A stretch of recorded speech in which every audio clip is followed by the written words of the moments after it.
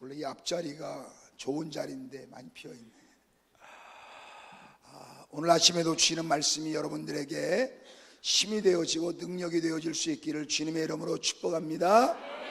이 말씀이 여러분의 마음속에 잘 담아지어서 이 말씀이 여러분들에게 힘이 되어지고 이 말씀이 여러분에게 능력이 되어질 수 있기를 주님의 이름으로 축복합니다. 오늘 열왕기하 4장에 보면 한 사람을 소개하고 있습니다.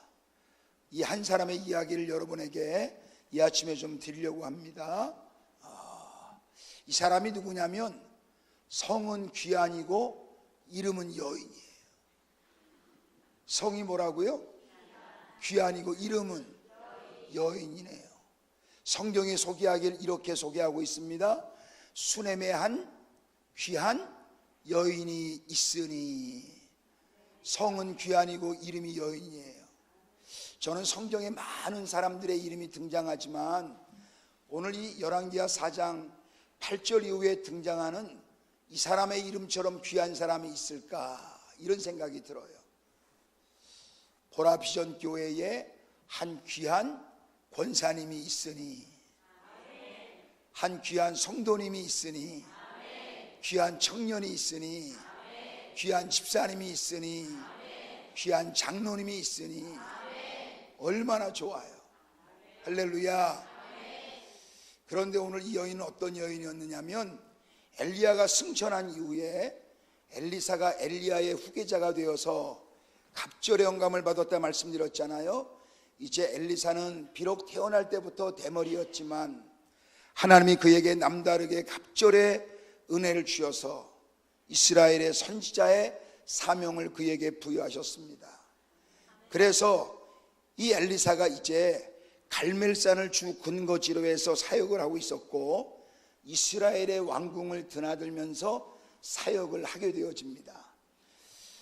그런데 갈멜산에서 이스라엘 왕궁까지는 거리가 적지 않은 거리였어요. 이렇게 한 달, 두 달 이렇게 엘리사라고 하는 선지자가 왕궁을 드나들면서 하나님의 감당하시는 일을 감당하고 있을 때에 그 중간 지점에 이사갈 지파의 땅이었던 수넴 땅이라고 하는 땅이 있었어요. 그런데 이 수넴 땅에 좀 아까 말씀드렸던 귀한 여인이 하나 살고 있었습니다. 근데 이 여인이 가만히 보니까 엘리사라고 하는 선지자가 갈멜산에서 이스라엘 왕궁까지 드나들면서 하나님의 일을 하고 있더라는 거예요. 그래서 어느 날 엘리사에게 제안을 합니다. 선지자여, 오가는 길에 혹여라도 시장하시면 저희 집에 들려서 식사하고 가십시오. 더 나아가서는 혹여라도 피곤하시면 저희 집에서 하룻밤씩 묵고 하나님의 일을 하십시오 하고 자신의 방도 하나 마련해서 내어주게 되어져요.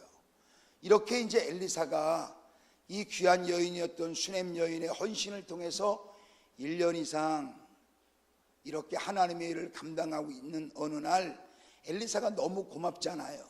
그러니까 엘리사의 종에게 이 가정에 필요한 것이 무엇이 있는지 좀 알아보라고 그래요. 그랬더니 이 여인에게 물어보니까 괜찮다고 그래요. 그래도 한번 알아봐라. 그랬더니 엘리사에게 이 종이 하는 말이, 선지자여, 이 가정에 다른 것은 다 있는데 이 가정에 아이가 없습니다. 이렇게 말을 합니다.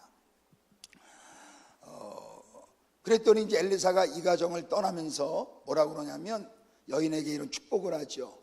내년 이맘때에 아들 하나 낳겠구나 하고 하나님의 마음을 담아서 예언해주고 축복을 해주고 그 가정을 떠나게 되어집니다. 그리고 나서 이제 이 아이가 1년 후에 태어났어요. 그리고 이 아이가 좀 자랐어요. 단어적인 선택을 보면 아마 10살 미만, 대여섯 살쯤 되었을 때 어느 날 그 아버지가 밭에 나가서 일꾼들과 일을 하러 나갔는데 이 아이가 아버지를 만나러 밭에 나간 겁니다. 아버지는 밭에서 일하고 있고 그 아이는 그 밭 주변에서 뛰어놀다가 지금으로 말하면 그만 열사병 때문에 쓰러져 버리고 말아요. 그의 종들이 이 상황을 그의 어머니에게 달려가서 알립니다. 그래서 그의 어머니는 쓰러져 버린 그 아이를 자기 무릎 위에 올려놔요. 살리려고 그랬겠죠. 그런데 그만 아까 읽었던 본문의 말씀처럼 이 아이가 무릎 위에서 죽어버립니다. 그러니까 죽어버린 이 아이를 이 어머니는 하나님의 사람의 침상 위에 이 죽어버린 아이를 올려놓고 오늘 본문에 있는 것처럼 문을 닫고 자기 남편에게 얘기해서 나귀 새끼 한 마리 내어달라고 그러고 정 하나를 붙여달라고 그러고 그 나귀를 타고 갈멜산을 향해서 쉬지 않고 달려갑니다. 그런데 갈멜산에서 있던 엘리사가 이렇게 보니까 오랜 세월 동안 신세를 졌던 수넴에 살고 있는 귀한 여인이 자기를 향해서 나귀를 타고 오고 있는 거예요. 그래서 산 위에서 그 광경을 보다가 자기의 종에게 시켜서 빨리 내려가서 저 여인이 무슨 이유로 나에게 오고 있는지 좀 알아봐라. 성경에 보면 이렇게 돼 있어요. 여호와께서 저 여인이 지금 어려운 일을 당해서 나에게 오고 있다라고 말씀하셨는데 그 어려운 일이 구체적으로 무엇인지는 여호와께서 나 엘리사에게도 숨기셨다는 거예요. 무슨 말이냐면 어려운 일 때문에 오고 있다는 것까지는 하나님이 내게 알려주셨는데 그 어려운 일이 구체적으로 무엇인지는 나 엘리사에게도 하나님이 숨기셨으니 너는 지금 빨리 내려가서 저 여인이 무슨 다급한 일이 있어서 지금 나에게 오고 있는지를 알아보라고 그런 거예요. 그래서 이제 종이 가서 엘리사를 대신해서 물어봅니다. 성경에 보면 뭐라고 물어보냐면 뭐 지금으로 말하면 이렇게 물어봐요. 사업장은 괜찮습니까? 평안하십니까? 혹시 남편에게 무슨 문제가 있습니까? 남편은 평안합니까? 근데 세 번째로 결정적인 얘기를 물어봐요. 아이는 평안하뇨? 이렇게 물어요. 근데 이 여인이 굉장히 뜻밖의 얘기를 해요. 뭐라고 그러냐면 평안하대요. 할렐루야. 지금 애가 죽었잖아요. 그런데 아이가 평안하뇨? 이렇게 물어봐요. 집적대고. 그랬더니 이 여자가 뜻밖의 평안하지 않습니다. 내 아이 죽었습니다. 이러지 않고 평안합니다. 이래요. 그리고 나중에 엘리사가 이 아이가 죽었다는 것을 알고 빨리 그 종에게 지팡이를 준 다음에 빨리 너는 그 집으로 가서 그 아이 머리 곁에다가 지팡이를 두거라. 이렇게 말을 해요. 그리고 엘리사는 조금 있다 그 여인과 그 집을 도착을 하게 됩니다. 그래서 그 아이가 있는 그 방에 들어가서 죽어버린 그 아이 몸 위에다가 자신의 몸을 포개요. 눈은 눈을 마주치고 입은 입을 마주치고 코는 코를 마주치고 완전히 포개고 일어나서 또 방안을 한 바퀴 이렇게 휙 돌고 또다시 그 아이에게 똑같은 행동을 반복적으로 하는데 원문을 보면 어떻게 되어 있냐면 7번 재채기에 했다는 말도 있지만 7번을 엘리사가 이렇게 하니 아이가 재채기하고 살아나는 일이 생긴 거예요. 할렐루야. 이게 이제 오늘 본문의 이야기예요. 자, 오늘 본문의 이야기를 통해서 하나님이 우리에게 말씀하시는 하나님의 마음을 한번 우리가 잘 한번 읽어보려고 그래요. 오늘 이 말씀이 여러분 마음 가운데 잘 담아질 수 있기를 바랍니다. 첫 번째 얘기는 이겁니다. 이 여인의 성이 뭐라고요? 이름은 귀한 여인인데 왜 귀한 여인일까? 히브리 사람들은 하나님에게 쓰는 단어하고 사람에게 쓰는 단어가 구별이 돼 있어요. 그러니까 어떤 단어는 절대로 사람에게 쓰면 안 되는 단어들이 있어요. 예를 들면 폐인이라고 하는 영광이라고 하는 단어는 사람에게 못 쓰게 돼 있어요. 그래서 우리도 모든 영광, 다시 할래, 모든 영광 하나님께 그러잖아요. 그러니까 영광은 하나님만 받으시는 거예요. 아멘. 그래서 영광이라고 하는 단어는 사람에게 쓴다 못 쓴다? 못 쓰는 단어예요. 거룩이라고 하는 단어도 사람에게 쓰는 단어가 아니에요. 그런데 여기에 귀한이라고 하는 이 단어도 사람에게 쓰는 단어가 아니에요. 여러분 역대상 4장 9절인가요? 거기 보면 이 사람이 소개되어 있죠. 야베스라는 사람. 야베스는 다른 형제들보다 존귀한 자니 이렇게 되어 있는데 여기에 등장하는 존귀라고 하는 단어도 원래 히브리 사람들은 사람에게 쓰는 단어가 아니에요. 자, 잘 들어보셔야 돼요. 지금 이 여자가 성경에 보니까 성이 귀한인데 이 귀한이라고 하는 단어는 사람에게 쓰여지는 단어가 아닌데 왜 이 여인에게 이런 단어를 썼느냐? 이 단어는 영광이라고 하는 단어의 뜻도 포함되어져 있어요. 그러면 하나님에게 쓰는 단어를 왜 이 여자에게 썼느냐? 원래 이 말의 해석은 이렇게 하는 게 맞아요. 보세요. 이 여자가 귀하다는 게 아니고 이 여자가 존귀하다는 게 아니고 원래 이 존귀하다라고 하는 뜻은 어떤 뜻이냐면 흠결이 전혀 없는 사람에게만 써요. 사람은 흠결이 있어요, 없어요? 아무리 신앙생활 잘해도 흠결이 있잖아요. 그래서 이 단어를 사람에게 안 쓴단 말이에요. 그러면 성경에서 지금 이 단어를 쓰고 있잖아요. 그럼 이 말의 뜻은 이렇게 해석을 하면 맞아요. 이 여인을 보면 이 여인이 영광이 아니라, 이 여인이 존귀가 아니라, 이 여인이 거룩이 아니라, 이 여인을 보면 하나님의 영광이 보인다, 이런 뜻이에요. 뭐가 보여요? 하나님의 영광이. 그래서 이 여인은 귀한 여인이에요.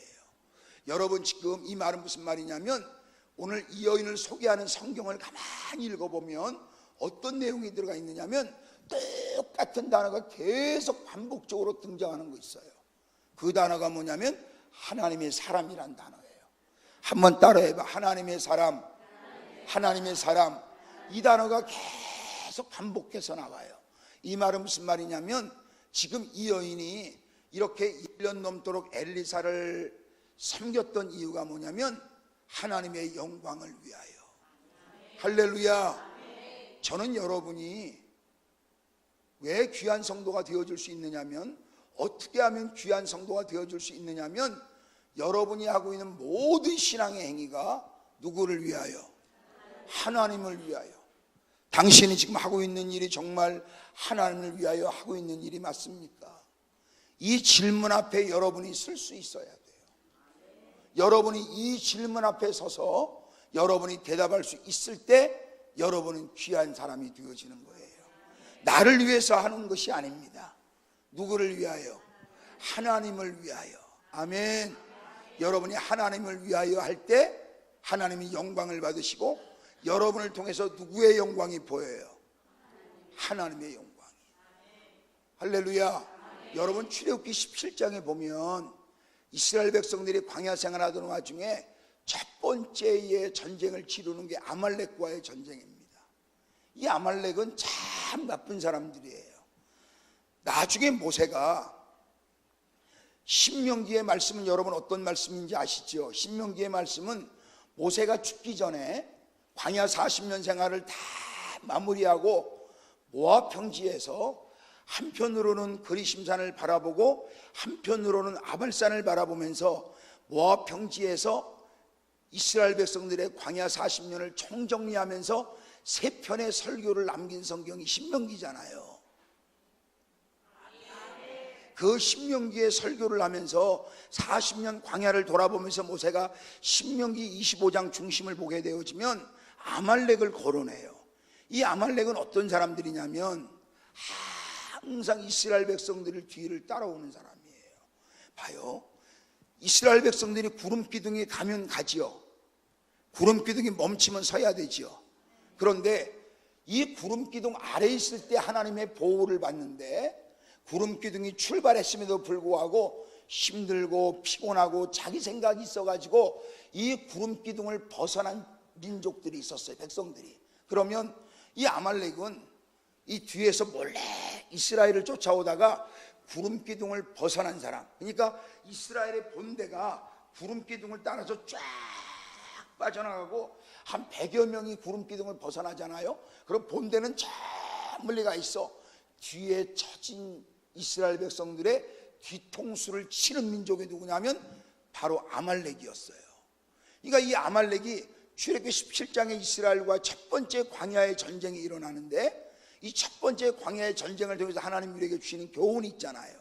봐요. 그때 여호수아가 전선에 나가서 아말렉과 전쟁을 치릅니다. 그리고 모세는 산꼭대기에 올라가서 손 들고 기도하죠. 여기에 담아진 하나님의 마음이 있잖아요. 그렇죠? 손 들면 이기고 내리면 져요. 그냥 기도한 만큼만 하나님이 역사하시는 거예요. 할렐루야. 한번 따라해봐요. 기도해서 얻은 것이 가치가 있다. 네, 저는 여러분이 기도하지 않고 얻은 것을 부러워하지 마세요. 기도해서 얻은 것이 여러분 가치가 있는 거예요. 저는 정말 때로는 성도들에게 좀 부담되어지는 기도를 해요. 저희 교회에서 하나님, 우리 성도들요 기도한 만큼만 주세요. 여러분도 아멘 안 하잖아요. 하나님, 저들 기도한 만큼만 역사해 주세요. 기도하지 않고 얻은 것은요, 기도하지 않고 얻은 것은 가치가 없어요. 봐요. 어떤 사람은 기도해야 막 1시간, 만약에 똑같은 식당을 하는데 어떤 사람은 1시간 기도해야 설렁탕 한 그릇 팔아. 2시간 기도하면. 근데 어떤 사람은 기도 안 해도 10그릇, 20그릇 팔아. 누가 더 부러워요? 봐봐, 이렇다고 그러잖아. 기도 안 하고 20그릇 판 사람이 부러울 수 있어, 그렇죠? 그런데 여러분, 그런 사람 부러워하지 마세요. 기도에서 얻은 것이 가치가 있습니다. 여러분, 한나는 기도에서 사무엘을 얻었지요. 그런데 브릿나는 기도하지 않고 아들 여를 얻었어. 여러분은 몇 명을 낳아서 놀라지 않는지 모르겠지만 아들 10명 낳으면 굉장히 많이 난 겁니다. 브릿나라고 하는 뜻은 뭐냐면 흑진주라는 보석 예명이에요. 그런데 보석에도 보석 말이 있어요. 이 흑진주라고 하는 브릿나의 뜻이 뭔지 아십니까? 세상을 유혹하다야. 그래서 유태인들이 운영하는 술집에 가면 보통 술집에 종사하는 여종업원 가운데 브릿나 하나씩은 다 있어요. 아멘. 브릿나가 뭐라고? 흑진주의 보석말이 뭐라고요? 세상을 유혹하는 여자야. 그러니까 브릿나는 기도해서 아들을 얻은 것이 아니라 어떻게 아들을 얻어요? 이거 해가지고 아들 얻은 여자가 브릿나예요. 그런데 한나는 미친 여자처럼 기도해서 얻은 아들이 사무엘이에요. 그런데 여러분, 브릿나가 아들을 열을 낳았지만 브릿나가 낳은 아들의 이름 여러분 알아요, 몰라요? 모르잖아. 한나가 낳은 아들은 사무엘 아시잖아. 그래서 여러분, 기도해서 얻은 것이 가치가 있어요. 봐요, 기도하지 않고 브릿나가 10명의 아들을 얻었더니 이 10명의 아들 또한 역시 하나님의 은혜로 얻어진 거 맞지요? 생명을 하나님이 주셨을 거니까. 그런데 기도하지 않고 얻었잖아요. 그러니까 기도하지 않고 얻은 10명의 아들을 가지고 브릿나가 한나를 괴롭혀 안 괴롭혀요? 괴롭혀. 이게 여러분 무슨 일입니까? 정말 브릿나가 하나님의 은혜를 아는 사람이었다라면, 정말 브릿나가 하나님의 은혜를 아는 사람이라고 그러면 한나를 괴롭히면 안 되지요. 왜? 당시의 족장시대 때에는 아이가 태어나면 엄마가 누군지는 사실 중요하지 않아요. 아버지만 같으면 그냥 같은 거예요. 예? 당시 족장시대는 이 아이의 어머니가 누군지는 중요하지 않았던 시대란 말이에요. 그냥 아버지만 같으면 같은 자식이에요. 그러니까 브릿나가 정말 은혜를 아는 사람이라면 한나에게 말해야죠. 형님, 아이 못 낳았다고 해서 너무 힘들어하지 마요. 내 자식이 형님 자식이잖아. 그리고 여러분, 한나를 위로해야지요. 여자분들 아멘을 안 해요. 할렐루야. 위로하는 게 맞잖아요. 정말 자기가 하나님의 은혜를 안다면. 그래 안 그래요? 그런데 여러분, 하나님의 은혜를 모르고 기도하지 않았던 여자였기 때문에 하나님이 주신 거 가지고 오히려 한나를 어떻게 해요? 무시하고 괴롭히잖아. 오해하지 말고 제 얘기 들으세요.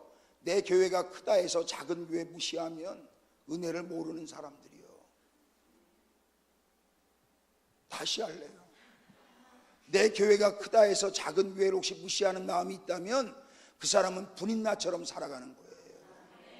주님이 주신 거라면, 은혜가 은혜인 줄 안다면.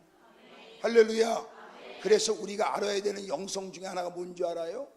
은혜를 은혜로 볼 줄 아는 영성이 있어야 돼요. 여러분이 지금 이 자리에 와서 앉아있는 것만 해도 은혜잖아요. 그러니까 우리가 예수 믿는 거 은혜예요, 은혜 아니에요? 은혜야. 예수 믿으니까 우리가 여러분 가방에 책도 갖고 다니잖아. 아니, 예수 안 믿었으면 우리가 까만 책 하나씩 가방에 또 갖고 다니겠어요? 예수 믿고 나니까 가방 열면 책도 한 권씩 나오고. 할렐루야. 그죠?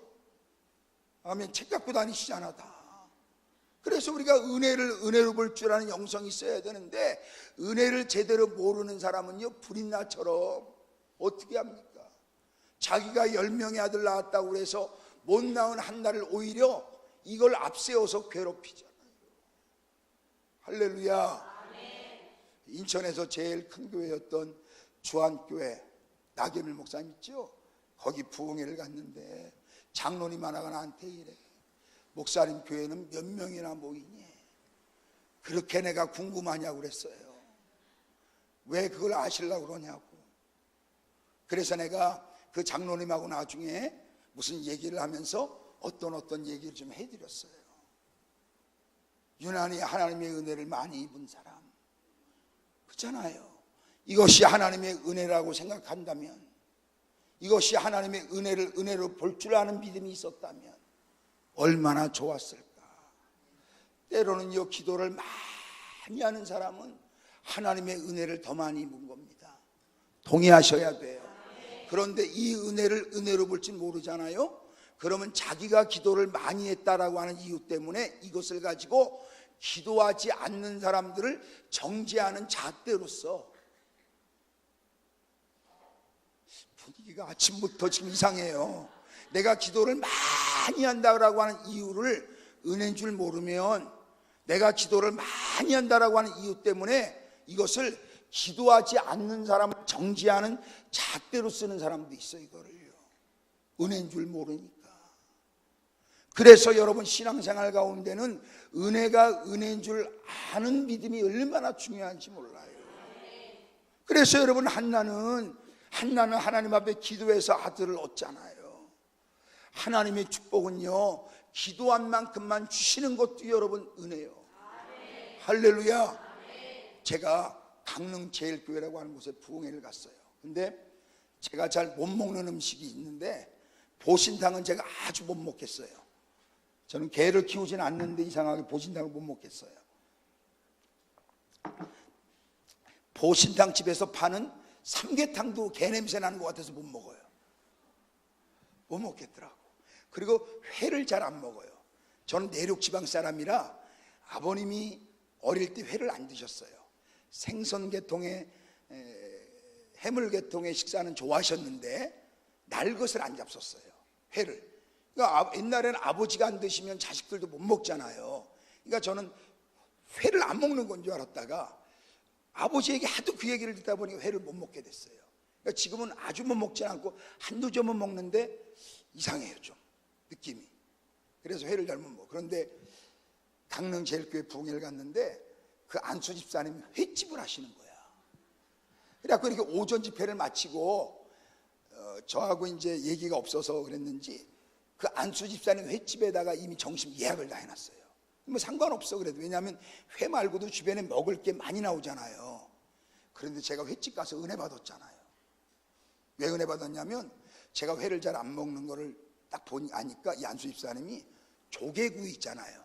옆에서 서빙을 하면서 조개를 구워주시는 거야, 이렇게. 근데 나 조개구이 굽는 거 보고 은혜 받았어. 왜냐하면 이 조개구이가 싱싱한 것만 골라온 것 같아요. 불판에 딱 올려놓으니까 조금 있다가 그 조개가 입을 열어. 그래서 내가 볼 때 사람이 실온에 불 위에 올려놓으면 다 입 여는구나. 왜? 뜨거우니까 다 입을 여는 거야. 근데 뜨거우니까 다 입을 열지. 나중에 조개가 다 뻐끔뻐끔하면 입을 열어요. 근데 한 놈이 계속 입을 안 열어. 그래서 내가 안수 집사님한테 궁금해서, 집사님 얘는 왜 안 열어요? 그랬더니 골았대. 그래서 나는 어려움이 왔는데도 기도하지 않은 성도들 보면 속으로 생각해, 골았나. 그런데 제가 왜 이 얘기하냐면 거긴 룸이 따로 있지 않았어요. 우리가 두 테이블로 장로님들하고 이제 목사님 사모님하고 저하고 갔는데 두 테이블 앉았어요. 이렇게 앉아갖고 우리 다 차려놨을 거 아니에요. 근데 요 옆에 한 테이블에 남녀가 앉아있는 거야, 이렇게요. 우리 여기서 먹고, 우리보다 조금 일찍 와, 여기 막 먹기 시작하고, 우리도 들어와서 막 먹기 시작하는데 내가 먹으면서 저쪽 테이블을 내가 자꾸 의식을 하고 이렇게 쳐다보고, 자꾸 쳐다보니까 내 바로 옆에 담임 목사님이 앉으셨거든요. 내가 자꾸 저쪽을 의식하니까 담임 목사님이 나한테 조그맣게 이래, 목사님 혹시 아시는 분이세요? 그래. 내가 자꾸 여기를 쳐다보니까. 그래서 내가 모릅니다. 그러니까 목사님이 눈치가 얼마나 빠르신지 내가 왜 쳐다보는 줄 아신 거야. 눈치를 채신 거예요. 모르는 분인데 자꾸 쳐다보니까 조그맣게 나한테 옆에 앉아서 살짝 앞에 있는 분 안 들릴 정도로 살짝 이러면서, 목사님 부부가 아닙니다, 이래요. 내가 그래서 쳐다봤거든. 왜냐하면 회를 한 50살 됐어. 여자는 40대 후반이고 남자는 50이 됐는데 회를 깻잎이나 상추에 싸서 먹여줘 서로. 아니 한 번쯤은 내가 이해하려고 그랬어요. 자주 그래 이거를요. 우리 한국 사람들 잘 안 그러잖아, 그죠? 아, 이 교회는 다들 싸줘요. 쌈 싸서 먹여줘요 남편이. 아니 우리 한국 사람들은 잘 안 그러잖아요. 이게 자꾸 신경 쓰여. 그런데 부부가 아닌 것 같아. 다 먹었는데 제가 그때 잇몸 치료하고 있어가지고 커피를 안 먹을 텐데 안수 집사님 커피 한 잔씩을 드릴까 그랬더니 저 안 먹겠습니다 그랬더니 미안하더라고. 담임 목사님이 강사가 안 먹는다 그랬더니 빨리빨리 갑시다. 목사님 얼른 피곤한데 숙소에 모셔다 드릴게. 그리고 이제 장로님들 몇 사람이 자판기에서 커피를 뽑았어요. 드시고 싶은 분들이. 그래갖고 이제 공용주차장에 같이 세웠거든요. 그 주문진 거기 같이 공용주차장 세우는 데서. 그래갖고 이제 그분들은 우리보다 먼저 나갔어요 조금. 그래서 이제 이렇게 가서 목사님이 커피 들고 봉고차 타면 안 되니까 이거 다 마시고 타라고. 흘릴 수 있잖아 장로님. 그래서 이제 봄날이었으니까 서서 이렇게 장로님들 커피 마시고 나도 서 있었어요. 그냥 공기도 좋고. 그랬더니 조만간 그 남자가 바로 그 옆에 있는 거예요. 벤츠라고 하는 1억 몇천짜리 차를 타고 왔어요. 돈이 많은 사람인가 봐. 이렇게 밖에 서 있어요. 차 옆에 차문을 조금 열어놓고 자기 저 옆에. 근데 내가 이렇게 보고 나는 커피 안 마시니까 이렇게 보니까 여자가 없는 거야. 그래서 나는 궁금한 거야. 이 여자가 어디 도망갔나? 밥만 얻어먹고 이 여자를 찾는 거야. 나가 이상하게 왜 내가 여자를 찾아야 되는지 막 부리건들 막 여자가 안 보여. 여자가 없어졌어요. 안 보이는 거야 아무리 찾아도. 근데 이제 여자가 어디 갔는지 궁금한데 커피는 다 마셔가고 목사님이 빨리 타래. 타갖고 나 운전석 옆에 딱 앉았는데 우리가 막 타려고 그러는데 여자가 안 보여. 그래서 나는 이제 백밀라로 계속 이제 보는 거야. 여자가 오나 안 오나. 근데 다행히도 여자가 오는 거야. 제가요 깨달았어요. 여자가 차에 가까이 백밀라를 보는데 오니까 남자가 창문을 딱 열어줘. 부부가 아니에요. 내가 볼 때 이거는 절대 부부가 아니에요. 아니 지금 화장실 갔다 오는 것 같아. 내가 볼 때요 나이 50대 초반의 남편이 딱 창문을 열었더니 창문을 딱 닫아주는 걸 봤어. 전 부부가 아니야. 제가 왜 이 얘기하냐면 봐요. 기도해서 얻은 물질은 그런데 안 씁니다. 기도하지 않고 얻은 물질은 다른 여자 쌈 싸줘요. 내가 오면서 숙소에 가면서 그 생각한 거예요. 만약에 저 물질을 기도해서 얻은 물질이라면 어떻게 다른 여자 쌈을 싸줘? 할렐루야. 저거는 분명히 기도해서 얻은 물질. 그래서요 기도해서 얻은 게 가치가 있어. 하나님이 이 얘기하려고 그랬죠. 모세가 손들고 기도하면 어때요? 내리면 져요. 그래갖고 전쟁에 이겼죠. 전쟁에 이기고 난 다음에 이 공을 누구한테 돌리나 보세요. 자, 실제로 전쟁터에 나갔던 여호수아도 공이 있어 없어요? 있지. 앞에서 진짜 칼 갖고 싸운 건 여호수아잖아요. 이 전쟁에 승리하고 난 다음에 여호수아의 깃발을 꽂질 않아요. 이 전쟁에 승리한 다음에 나중에 보니까 모세가 기도했어 안 했어요? 모세가 손들면 이기고 내리면 그러니까 전쟁 승리한 다음에 여기다가 모세의 깃발을 꽂아야 되는데 모세의 깃발도 안 꽂아요. 거기다가 승리한 다음에 누구 깃발 꽂는 줄 알아요? 여호와 니시, 여호와의 깃발을 꽂아요. 할렐루야. 이게 믿음이에요. 내 깃발 꽂고 싶은 유혹을 벗어나서 누구의 깃발? 여호와의 깃발을 꽂는 게 신앙이에요. 아멘. 내 깃발 꽂고 싶은 유혹이 얼마나 많은 줄 알아요? 근데 하나님이 그럴 때마다 빼 거기 내 자리다 빼 이래요 하나님이. 할렐루야. 봐요. 이 여자가 왜 귀한 사람인 줄 알아요?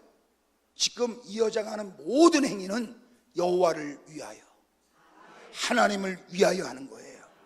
그래야 여러분이 시험도 안 들고, 그래야 여러분이 지치지도 않아요. 봐요. 이 여자가 뭔가 바라지도 않았어요. 봐요. 다른 사람 같으면 애가 지금 죽었잖아요. 아까 말했죠. 이 여자의 마음이 지금 평안해요, 안 평안해요? 평안하다고 그랬잖아 아까요. 아이가 평안하냐고 그랬더니 평안하대. 이게 어떤 신앙의 고백이냐면 그런 것 때문에 내 신앙이 지금 흔들리지 않는다 이 말이야. 왜? 내가 지금 아이 때문에 신앙생활 하는 것도 아니에요. 이런 것 때문에 내가 주님을 섬기는 게 아니고 진짜 여호와를 위하여 내가 주님을 섬기는 거예요. 할렐루야. 그러니까 이 여자는 여전히 평안하고 여전히 지치지 않는 거예요. 여러분이 교회를 할 때마다 이 질문 앞에 여러분이 한 번씩 섰으면 좋겠어요. 여호와를 위하여. 여러분이 목사님을 섬겨야 되잖아요. 잘.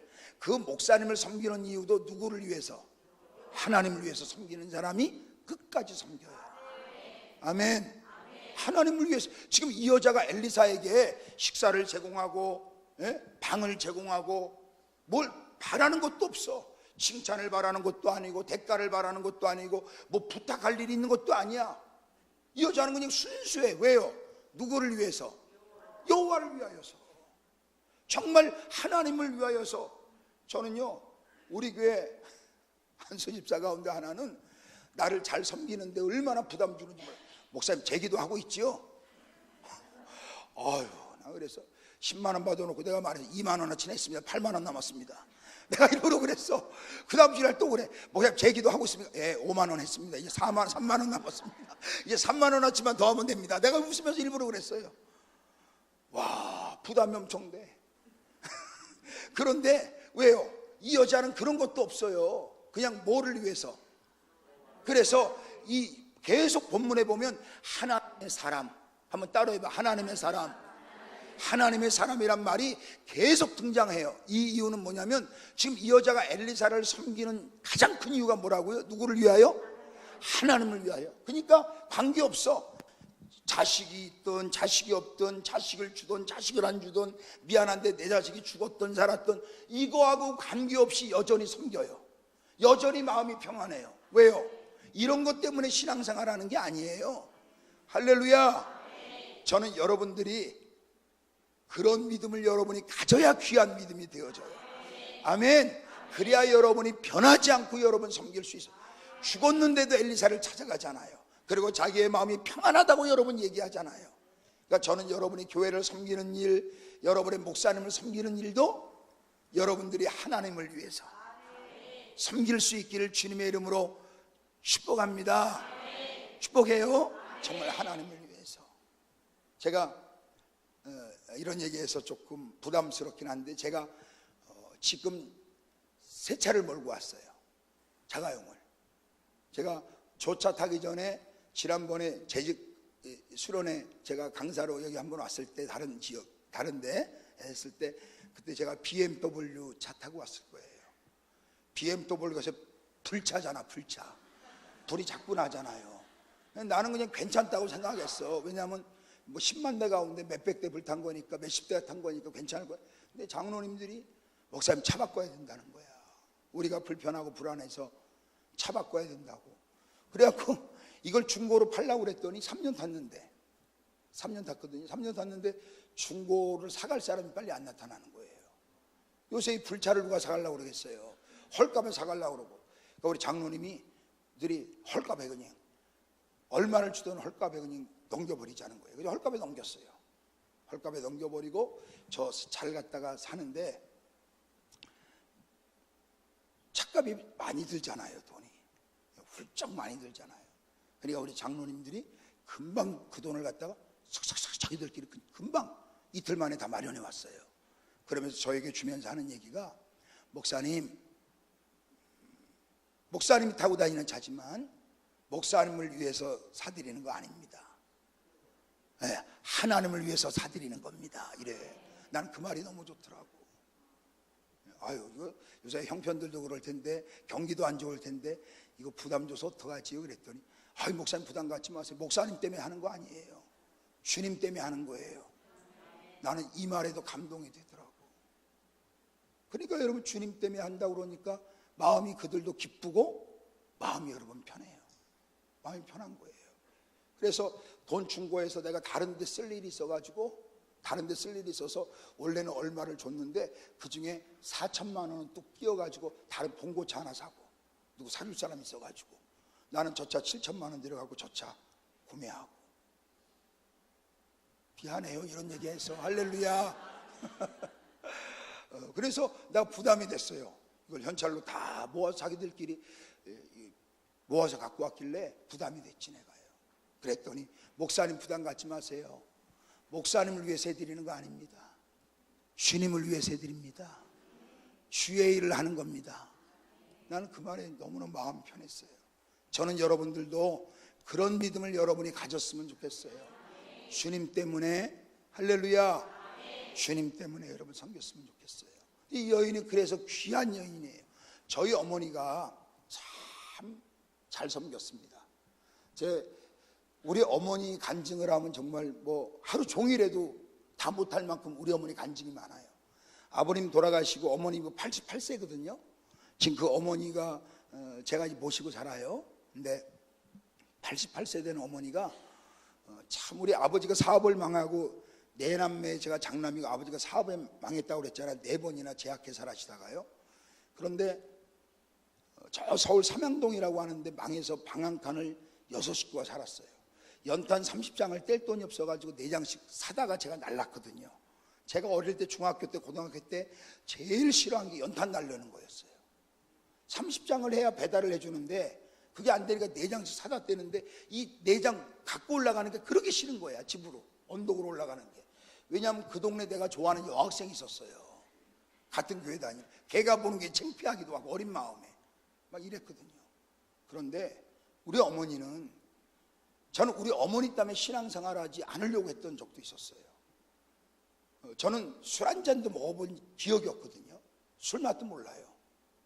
제가 믿음이 좋아서 술을 안 먹은 게 아니에요. 청년 때 호기심이라도 한 잔이라도 먹어볼 수 있잖아요. 저는 믿음이 좋아서가 아니었고 그 당시에는 우리 어머니 불쌍해서 못 먹었어요.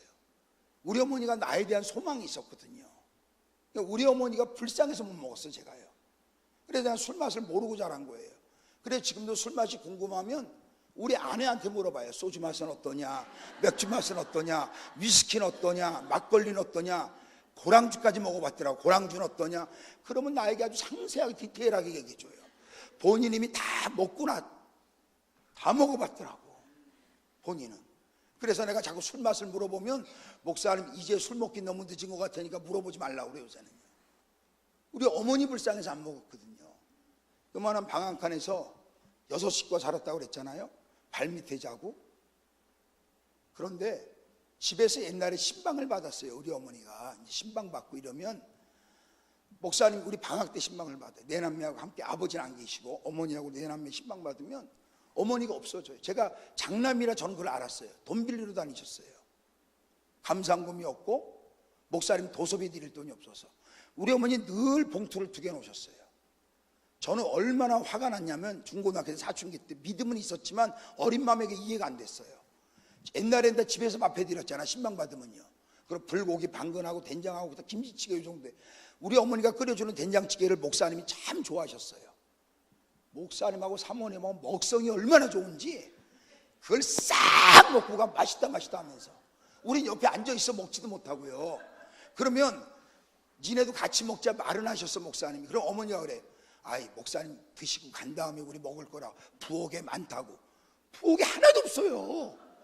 근데 그걸 목사님이 맛있다 맛있다 하면서 불고기 국물까지 밥 싹 비벼서 먹고 가요. 와, 그리고 봉투 2개 수금해 가고 막 승질이 나는 거예요. 왜? 옛날에 제가 아주 오래된 사람 아닙니다만 옛날엔 등록금을 못 내잖아요. 그럼 오전수업만 하고 집에 돌려보냈던 시절이 있었어요. 제가 그 당시에 삼양동에 살았는데 중학교 때 등록금 못 내갖고 오전 수업만 하고 와요. 집에를. 그러면 30분 있다 내 여동생 왔어요. 여동생이 나보다 학교가 좀 멀었거든요. 그랬던 시절인데 어머니가 그러는 거예요. 그리고 목사님이 바뀌셨어요. 젊은 목사님으로. 그 나이 드신 목사님이 이제 그만두시고 젊은 목사님이 왔는데도 문 밖에서 목사님이 안 보일 때까지 서 계세요. 우리 어머니가. 그리고 항상 신방 받으면 하나는 교회 내는 감사원금, 하나는 목사님 뭐 책 사봐야 된다고 도서 빌리는 거예요. 근데 저는 어린 마음에 이것이 화가 났어요. 그리고 교회 가보잖아요. 옛날에 화분을 많이 놨던 것 같아요. 교회 가보면 화분에 내 이름 써 있어. 심은기. 아니 저쪽 이름에 또 내 동생 심지혜, 심미령, 심준기 가끔 써 있어요. 우리 엄마가 또 우리 자식들 이름으로 거기다가 또 화분 하나씩 한 거야. 아니 여러분 밥 세끼도 제대로 못 먹는 집인데 그래갖고 어머니한테 하루는 내가요 엄마 그냥 있는 대로 해. 아니, 왜 형편도 어려우면서 이렇게 돈 빌려가면서 주인 아줌마한테 내가 욕먹는 걸 봤어요. 또 교회 갖다 내려고 그러지. 또 목사가 집에 오나 보지. 돈 빌려달라니까. 그 얘기를 들은 거예요. 제가 너무 속상한 거예요. 엄마, 아니 없으면 없는 대로 좀 해. 왜 빌려가면서까지 이래야 돼? 우리 어머니가 내가 막 울고 그러니까 나를, 동생들은 대화가 안 되니까 중학교 3학년이 나를 앉혀놓고, 웅기야 내 얘기 잘 들어봐라. 예, 말씀하세요. 지금은 너가 이해가 안 돼도 언젠가 이해될 날이 있는데, 그러면서 나는 쭉 설명을 해요. 목사님을 왜 섬겨야 하는지, 교회를 왜 섬겨야 하는지, 니들 위해서 그러는 거야. 엄마가 삶은 얼마나 살겠니? 그때 어머니 아프셨거든요. 엄마가 삶을 얼마나 살겠니 했는데 지금 88세까지 살아계세요. 엄마가 삶을 얼마나 살겠니 하면서 그렇게 섬겨. 30년 이상 세월이 흘렀어요.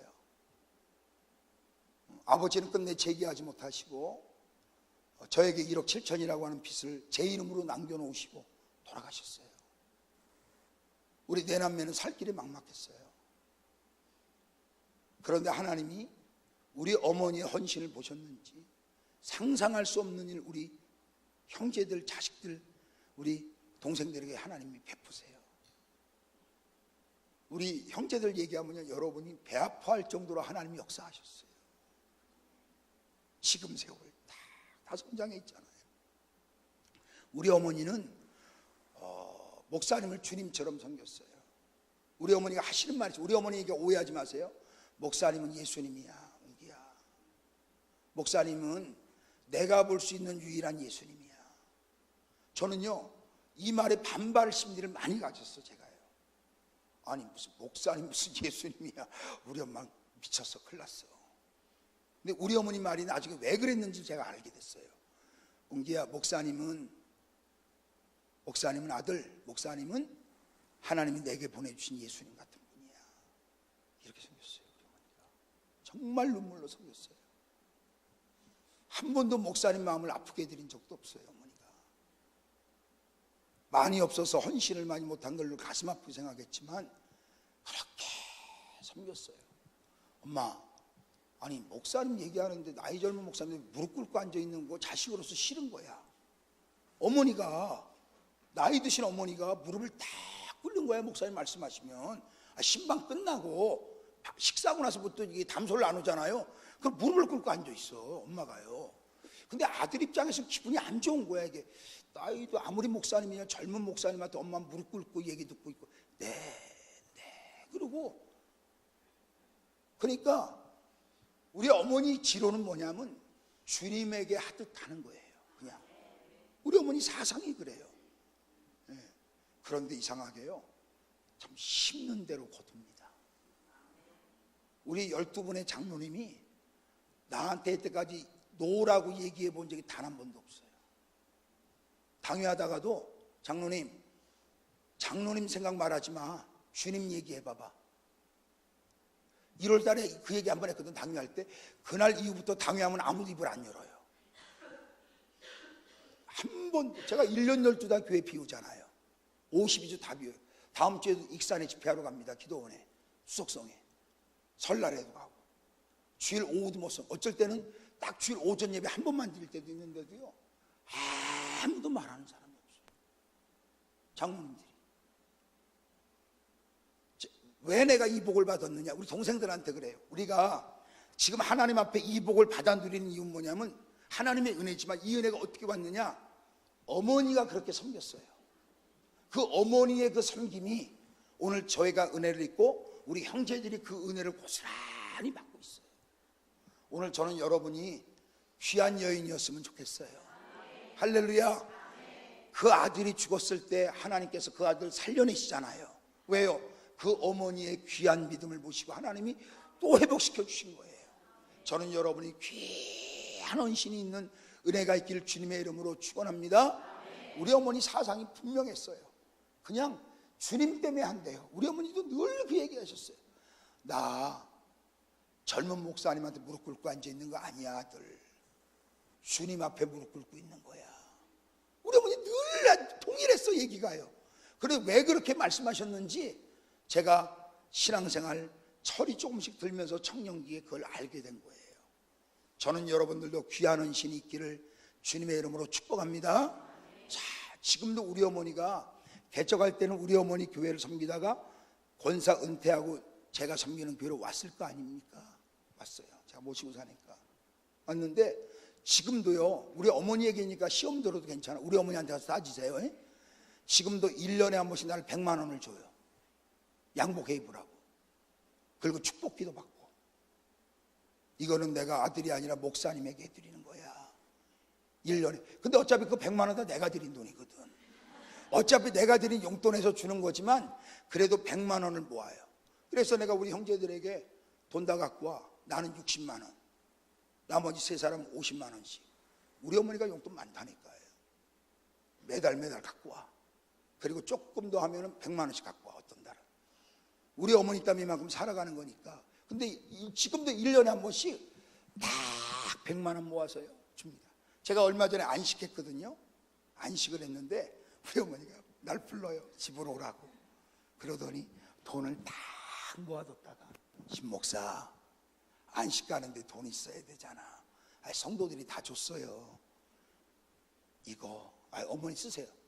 주의 종한테 바치는 거야. 주님 앞에 하는 건데 거절하면 어떡해. 지금도 그러셔, 저한테. 그리고 이제 아들로 대할 때는 아들로 대하고, 섬기는 목사님으로 대할 때는 목사님으로 대하고, 지금도 1년에 꼭 한 번씩, 지금도 명절 때는요, 나한테 선물합니다. 돈 주면은 쓴다고 명절 때는 돈을 안 주고 건강식품 같은 거 있잖아, 홍삼 이런 거, 이거를 동생을 시켜서 사오게 해요. 그래가지고 목사님한테 바치는 선물이야. 근데 내가 명절 때는 난 또 우리 얼마 전에 20만 원 붙여갖고 다시 드려야 돼, 용돈을. 그래서 동생한테 싼 거 사오라고 그래요. 나는 좀 명절 때 용돈 드려야 돼, 어머니요. 근데 어머니 지금도 1년에 추석하고 설날이면 나한테 선물합니다. 목사님인데 내가 섬겨야지. 왜? 우리 어머니 평생 인생에 명절날 목사님한테 빈손 인생이 아니었어요. 우리 어머니는 김치라도 담가드려서, 돈 없을 때. 돈이 없는 거야. 근데 추석 때 김치를 요만한 통에다가 담아가지고 내가 심부름 갔어요. 추석 선물 김치. 진짜 돈이 없어요. 그러니까 한 번도 설날 추석 때 빈손으로 안 모셨으니까 지금은 나를 섬기시잖아요. 아들이지만 내가 담임 목사잖아요. 똑같이 해요. 1년에 한 번 어머니가 100만 원 양복값 주지요. 추석하고 설날은 꼭 작은 거라 상품권을 주던 건강식품을 주던 꼭 사죠. 똑같이 섬겨요, 지금도. 죽는 날까지 그러시겠대. 이게 안 변하셔. 근데 그렇게 섬겼던 그 복이 하나님이 기억하시고 우리 자녀들, 자손들에게 하나님이 그 복을 주시는 거예요. 저는 여러분이 아름다운 그런 헌신이 있기를 주의 이름으로 축복합니다. 한번 여러분 해보셔. 하나님은 여러분 기억하십니다. 자, 두 번째. 자, 오늘 두 번째 얘기를 여러분에게 드리고 싶은데, 자, 이 두 번째 얘기가 가장 중요한 얘기일 수도 있어요. 이 아이가 열사병으로 쓰러졌어요. 그래서 이 어머니가 이 아이를 살려고 자기 무릎 위에 올려놨죠. 올려놨어요. 근데 무릎 위에서 어떻게 됐어요? 이 아이가 죽었어요. 무릎 위에서. 이 죽어버린 아이를 하나님의 침상 위에다 올려놓지요. 저는 여러분 이번 부흥회를 통해서 한 가지 바람이 있다면, 여러분이 끌어안고 있는 인생의 문제 있죠. 이 문제를 하나님의 침상에다 좀 올려놨으면 좋겠어요. 아멘. 그리고 이 여인이 이 하나님의 침상에 올려놓고 문을 닫았는데, 원문에 보면 문을 잠그고 갈멜산을 가요. 왜냐하면 사람이 죽어버린 시신은 원래다가 시브리 사람들은 방 안에다가 안 둬요. 근데 만약에 방 안에다 둘 수밖에 없는 환경이 되잖아요. 방에다 두면 어떻게 되면, 사람이 죽으면 시신이 여러분 굳어서 뻣뻣해집니다. 죽은 게 확실히 확인되면 일단 묶는 염을 빨리 해야 돼요. 그래서 몸을 묶어요.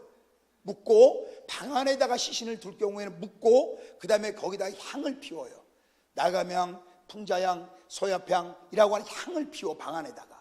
왜 향을 피우느냐면, 이 향을 피우는 이유는 뭐냐면 시신에서 나는 냄새를 방지하고, 두 번째, 혹시 이 시신으로 말미암아서 일어날 수 있는 전염병을 예방할 수 있다고 생각해요. 그 다음에 세 번째는 시신의 부패를 조금이라도 더디게 할 수 있다고 생각해요. 실제로 그래요. 이 나가망이나 풍자향이나 소야향은요, 향나무 진액으로, 고무나무 진액으로 조개 껍질을 잘게 빠서 만드는 향이거든요. 이 향을 피우면 실제로 그런 효과가 좀 있어요. 그래서 이 향을 갖다 그 방 안에 피워가지고 시신으로부터 나는 냄새도 좀 방지하고 부패가 되는 것도 좀 방지하고, 그 다음에 이 시신으로 말미암아서 일어날 수 있는 전염병도 방지한다고 생각을 하고 반드시 향을 피우거든요. 그런데 이 여자가 이 죽어버린 내 아이를 하나님의 침상에 올려놓고 문을 잠궈버리고 가요. 왜 문을 잠궜을 것 같아요? 여러분 생각에 이런 행위를 하지 못하게. 내 아들이 죽었기 때문에 묶어버릴 수 있고 향을 피울 수 있잖아요. 아무 행위도 못하게 하는 거예요. 그리고 갈멜산을 가는 거예요. 자, 보세요. 저는 여러분이 이번 부흥회를 통해서 작은 바람이 하나 있다면, 지금 여러분이 끌어안고 있는 인생의 문제 있지요. 이 문제를 어디로 옮겨야 돼요? 하나님의 침상 위에 올려놓는 영적인 작업을 해야 돼요. 여러분의 무릎에, 여러분의 마음에 끌어안고 있으면 죽어요, 살아요? 죽어버려요. 내가 할 수 있는 일 없어요. 여러분, 교회에서 보면 교회가 어떤 일이 있잖아요. 그러면 어떤 사람은 이 문제가 생기잖아요. 그럼 자기가 또 이 문제를 해결해 보겠다고 하는 마음은 내가 이해가 돼요. 그래서 이 집 저 집 전화해 해결해 보겠다고. 문제가 해결되는 게 아니라 문제가 더 커져요. 어떤 것은 교회가 바람이 불잖아요. 어떤 문제가 생겨 바람이 불면 내버려 두면 그냥 이게 빠져나가. 내버려만 둬도 어쩔 때는 시간 지나면 그냥 없어져. 그죠? 그런 문제들도 많잖아. 좀만 시간 지나면 없어지는데, 어떤 사람은 자기가 이 문제를 해결하겠다고 나가는 바람을 막아. 그래서 여기서 태풍을 만들어 버리는 사람이 있어요. 자기가 문제를 해결하겠다고 여러분 끌어안으면 이 아이가 살아나는 게 아니라 결국 죽어요. 그 문제를 누가 해결하는 줄 아십니까? 일어나고 있는 이 문제를 하나님의 침상에 올려놓고 갈멜산으로 가는 사람이 해결을 하는 거예요. 할렐루야. 여러분이 끌어안고 있는 여러분의 자녀들의 문제, 여러분의 가정의 문제, 물질의 문제, 여러분 인생 가운데 수많은 인생의 문제들을 여러분이 끌어안고 있지 말고 하나님의 침상에 여러분이 올려놓으셔야 돼요. 우리가 할 수 있는 거 별로 없어요. 제가 지난 주일도 우리 권사님을 보면서 깨달은 것 또 하나 있어요. 똑같은 거를. 참 그 광경을 자주 보는데 점심 식사를 했을 거 아니에요. 근데 내가 지나가는데 50대 중반의 권사님이 이래. 아우 배불러, 너무 많이 먹었대. 아우 배땀이 아주 큰일이래. 내가 그 얘기 들으면서 뭘 깨달았냐면, 자기 배도 자기 마음대로 안 되나 봐. 내 배잖아. 내 배가 내 마음대로 돼야 안 돼요? 예? 솔직히 안 되는 분 여기 몇 분 있잖아요. 내 배가 내 마음대로 돼야 안 돼요? 근데 왜 남의 배 갖고 자꾸 그래요?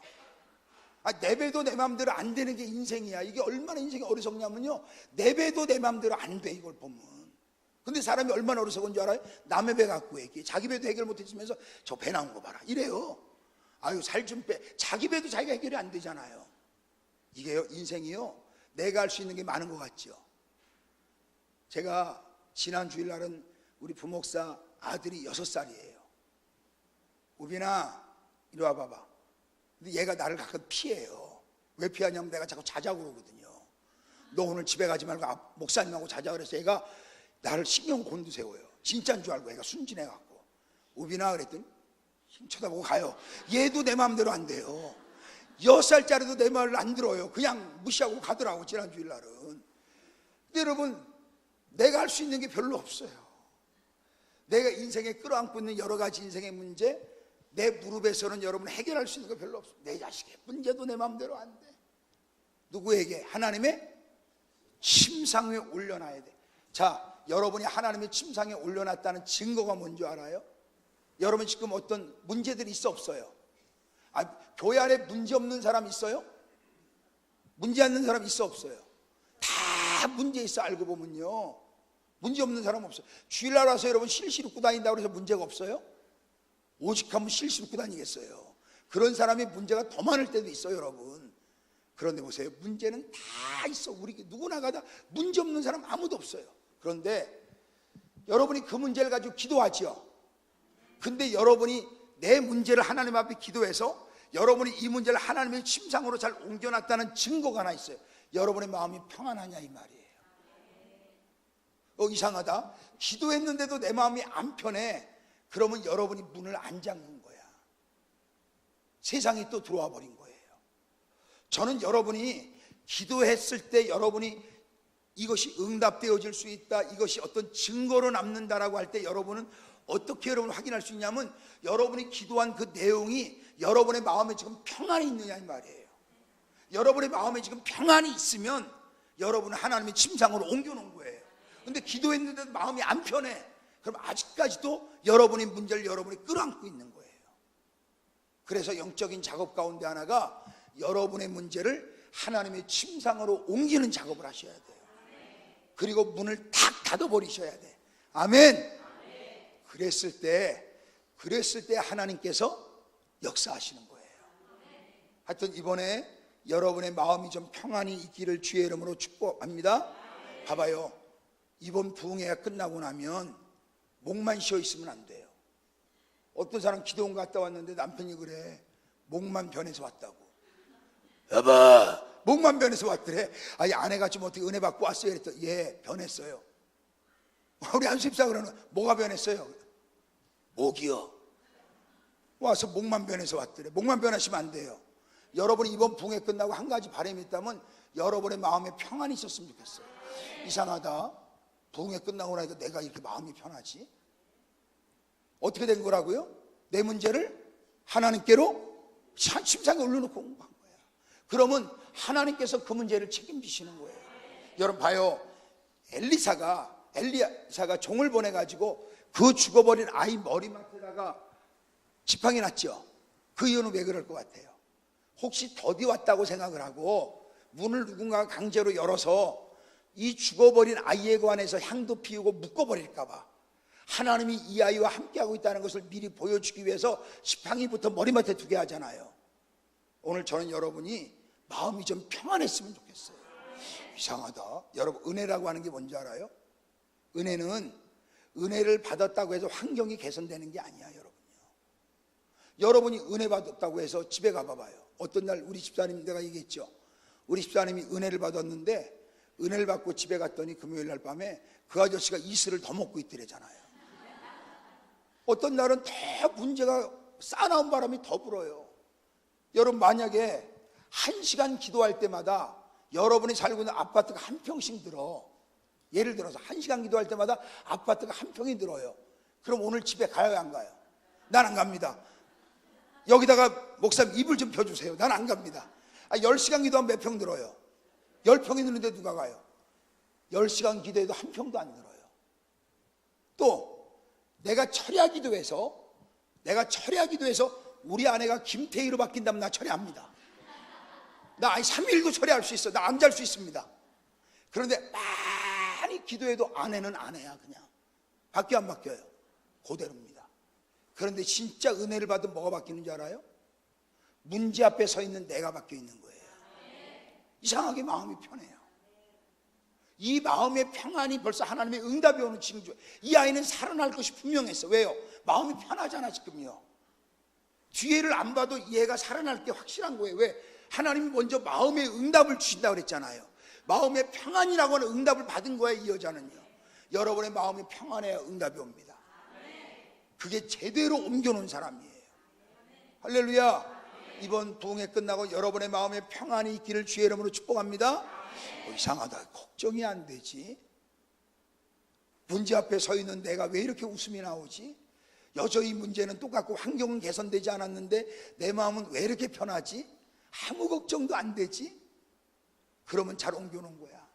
우리 권사님도 아들들 자식들 여러분들도 어떤 문제가 이상해. 그전에는 좀 걱정이 살살 됐는데 이상하다. 그렇게 걱정이 하나도 안 돼. 마음이 왜 이렇게 편하지?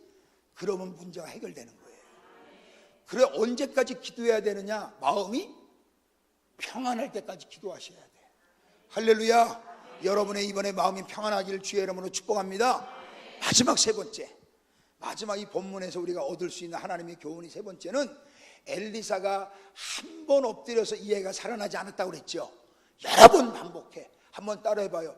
열정이 회복을 준다. 하나님은요 열정을 가질 때 여러분 우리에게 회복을 줘요. 여러분 한번 따라해봐. 전혀 기도에 힘쓰니라. 마가의 다락방에서 막 강력히 기도에 힘쓰니까 하나님의 은혜도 어떻게 와요?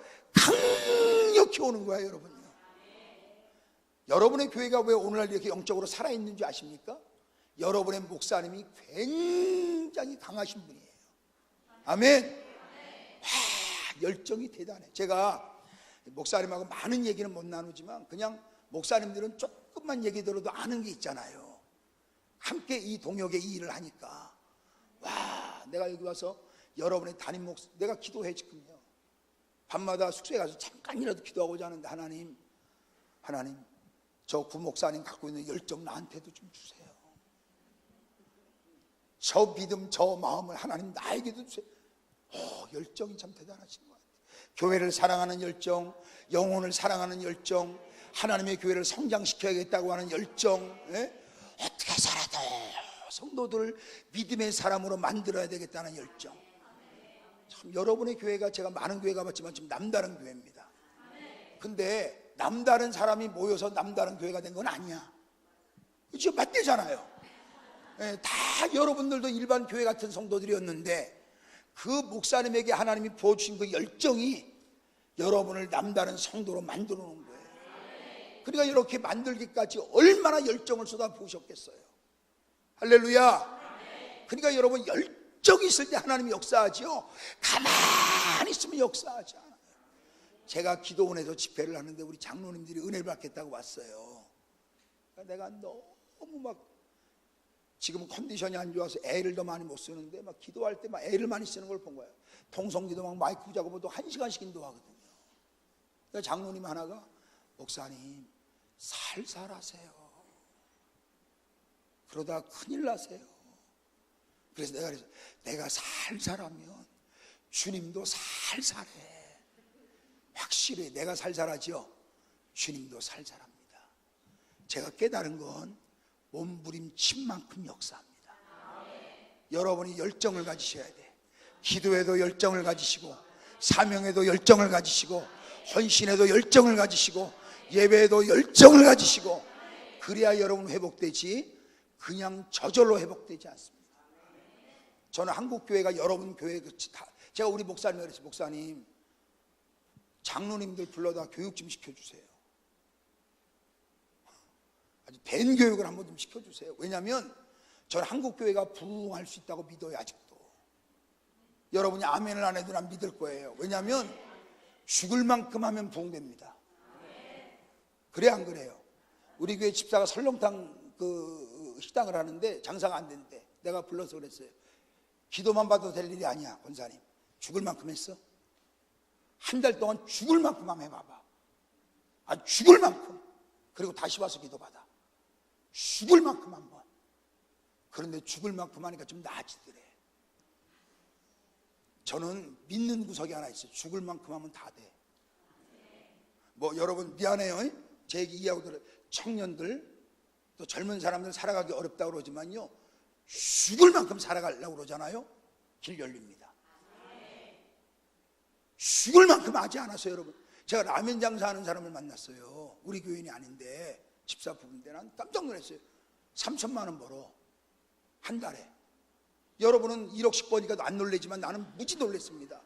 그런데 4시간 자고 해. 수역이 있거든요. 그 4호선 수역 물론 목은 나쁘진 않아요. 목은 좋지만 이분이 라면 하나도요 12가지가 13가지 라면 하는데 개발을 해 자기가요. 그래갖고 개발한 라면은 아침 6시에 공짜입니다. 그래갖고 부처주가 공, 세모, X를 이 라면 맛있다 그러면 공 중간 세모 자기가 라면을 개발하는 얼마나 그 사람이 2-3천만 원 한 달에 번다니까 라면 장사해서 사람들이 너도 나도 라면 장사하면 되겠다고 그러죠. 하루에 4시간 자요. 그 집사가요. 죽기 살기로 합니다. 라면 홍보하는데 얼마나 홍보하는 줄 아세요? 개발한 라면은요 한 달에 한 번에서 한 달에 2번 정도는 공짜라니까. 그래서 그 새벽 6시에 출근하는 사람들이 그 개발한 라면을 먹으려고 줄을 서요. 와서 방송에 나오라고 제보가 들어갔어요. 왜 이 사람 방송에 안 나오는 줄 알아요? 자기가 지금 손님도 감당이 안 되는데 방송에 나오면 기존 손님들에게 피해를 준다는 거야. 하루 종일 바빠요. 새벽 5시 반에 문을 열거든요. 저녁 12시에 닫아요. 근데 하루 종일 라면 먹으러 와, 사람들이. 근데 라면 별거 다 있습니다. 삼겹살 라면 먹어봤습니까? 삼겹살을 양념해서 구워요. 와, 근데 좀 이상할 것 같죠? 내가 한번 먹어봤잖아요. 맛있어요. 국물을 다 어떻게 끓이나 봤더니 별 요리 강습입니다. 그래서 국물을 다 버려요. 국물은 버려요. 그래야 거기 면 삶아서 국물 버리더라 보니. 그리고 양념해서 구운 삼겹살을 거기다가 넣고 다시 끓여요, 살짝. 야, 진짜 맛있어요. 나는 삼겹살 라면은 거기 집에서 처음 먹어봤어요. 그런데 안 하려다가 전부 다 동그라미에 찍어준 거예요, 사람들이. 먹어본 사람들이. 맛있다고. 얼마나 개발하는가, 얼마나 노력이, 열정이 대단합니다. 그런데 어떤 사람은 그냥 주어진 삶의 조건에서 되니 안 되니, 죽을 만큼 전도해봐 교회가 성장 안 하나요? 여러분 죽기 살기는 덤벼봐봐 교회가 부흥하지 않나? 난 된다고 봐요, 지금도. 할렐루야. 문제는 교회가 부흥이 안 된다 이렇게 여러분 한국교회가 얘기할 게 아니라 열정을 회복하면 다시 부흥돼요. 열정이 식어서 그런 거예요. 그러니까 저는 여러분들이 열정이 식지 않기를 바라요. 여러분 이 열정은 죽어버린 아이도 살려내잖아요. 그 엘리사의 열정 보세요. 막 그냥 그 죽어버린 시신 앞에서 하는 행동 보세요. 막 눈에는 눈, 코에는 코, 입에는 이거 뭘 말해요? 막 그냥 이 아이를 살리겠다고 하는 이 열정이 막 이 안에 묻어 있는 거예요, 여러분.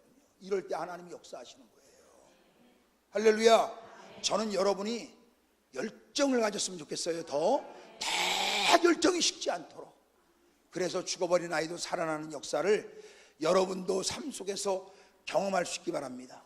기도의 열정이 회복되면 삶이 회복됩니다. 예배 열정이 회복되면 삶도 회복됩니다. 열정이 회복되면 삶은 회복되는 거예요. 죽을 만큼 해보지 않았다면 한번 여러분 덤벼봐요. 입에서 막 구린내가 나고 찌린내가 날 정도로 기도 열정을 가지고 한번 어떤 문제에 대해서 기도 한번 해봐요. 하나님 역사예요. 반드시 역사합니다. 내가 어떤 그 신학생한테 그랬어요. 교회가 안 된다는 거야. 신대원생인데 내가 하루에 7시간씩 40일만 기도해서 안 되면 내가 돈을 물어주겠다고 그랬어요. 하루에 7시간씩 40일만 한번 기도해보라고 그랬어요. 그래서 고개를 갸우뚱거리더라고. 입에서 단내가 나고 구린내가 날 정도로 하나님 앞에 매달려 40일만이라도 기도해봐라. 그럼 하나님이 어떤 역사라도 펼칠 거다. 펼칩니다. 그걸 하고 싶지 않고 그냥 얻으려고 그래요. 사람이요 자꾸 다른 방법을 찾으려고 그래요. 없어, 방법이. 예배 드리고 말씀 듣고 기도하고 그 외에는 다른 방법 별로 없어요. 좀 여러분 방법 있으면 나한테 좀 알려줘 봐요. 나도 그거 좀 해보게. 없어요. 아무리 찾아보고 아무리 연구하고 아무리 노력해봐도요 그런 거 말고는 다른 방법을 찾을 수가 없어요. 저는 여러분이 그 열정 잃어버리지 않았으면 좋겠어요. 여러분의 교회가 지금 제가 다녀봤던 교회 중에서 가장 열정이 뜨거워요. 이 열정이 식지 않고 있으면 여러분의 목사님에게 담아주신 하나님의 비전이 있잖아요. 여러분 교회에 담아준 비전 있잖아요. 여러분에게 담아준 비전 있잖아요. 그 비전 이루고도 남습니다. 그 열정이 식지 않길 바라고요. 오히려 뜨거워졌으면 좋겠어요. 용인뿐만 아니라 한국교회 여러분의 교회가 영적인 한번 마중물이 됐으면 좋겠어요. 봐라, 저렇게 죽기 살기로 열정을 가지고 주님 앞에 서 있으니까 오늘날 교회가 성장하고 부흥하고 하나님의 거룩한 일을 행하는 것을 저 용인의 보라 비전교회 한번 가서 봐라. 하나님이 역사하잖아. 이렇게 사람들의 입에서 많이 소문이 전파되는 교회가 되기를 주의 이름으로 축복합니다. 기도하겠습니다.